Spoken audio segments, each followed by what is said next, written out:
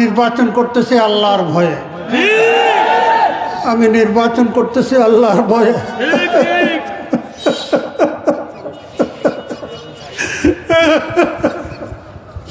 আল্লাহ পাক যদি কিয়ামতের মাঠে আমাকে জিজ্ঞাসা করেন, হে খালেদ সাইফুল্লাহ, বাংলাদেশ ঘুষ দুর্নীতিতে ডুবেছিল, তোমাকে আমি আওয়ামী লীগের আমলে 3 বার নির্বাচিত করেছি, সংসদ নির্বাচন আসছে, তুমি নির্বাচনে দাঁড়াও নাই কেন?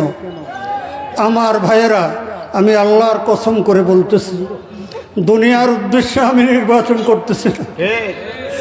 আমার ভাইয়েরা, ঘুষ দুর্নীতি জুলুম নির্যাতনের বিরুদ্ধে আমার নির্বাচন, আর আমার এই নির্বাচন অন্যায় জুলুমের বিরুদ্ধে জেহাদ। আমি আমার শান্তিপ্রিয় আলেকজান্ডার তথা রামগতিবাসী, আমাকে আপনারা সকলে জানেন এবং চিনেন। আপনারা হয়তো কেউ মনে করতে পারেন যে খালেদ সাইফুল্লাহ তো কমলনগরের লোক না, আপনার আশেপাশের লোকদেরকে জিজ্ঞাসা করবেন, আমি শুধু কমলনগরের লোক নয়। আর পূর্ব আলেকজান্ডার আমার বাড়ি ছিল, 2013 সালে আমার বাড়ি ভাঙ্গা গেছে। তো আমি একজন রামগতির নদী ভাঙ্গা লোক। মানুষ গ্রাম ছাড়ি ঢাকায় যায়, রাজধানীতে যায়, আমি ঢাকা ছাড়ি গ্রামে আসছি আপনাদের খেদমত করার জন্য।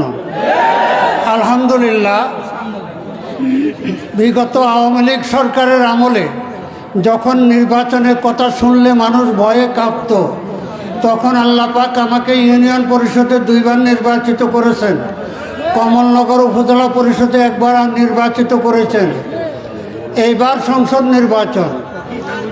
এখন আপনারা প্রশ্ন করতে পারেন যে হুজুর, আপনি নির্বাচন আসলে কেবল নির্বাচন করেন, এই বৃদ্ধ বয়সে নির্বাচন কেন? আমি নির্বাচন করতেছি আল্লাহর ভয়ে, আমি নির্বাচন করতেছি আল্লাহর ভয়ে।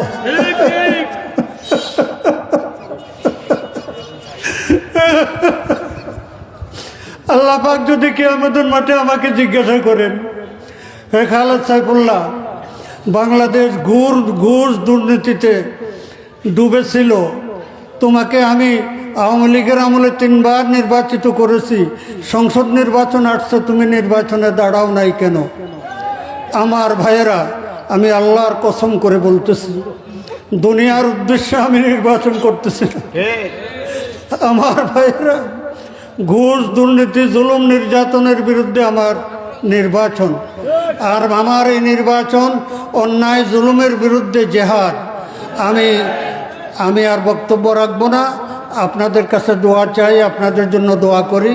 আমার মা বোনদের কাছে আপনারা তারপরে আমার সালাম পৌঁছাবেন, আমার জন্য দোয়া করতে বলবেন। আমার নির্বাচন একমাত্র আল্লাহকে খুশি করার জন্য।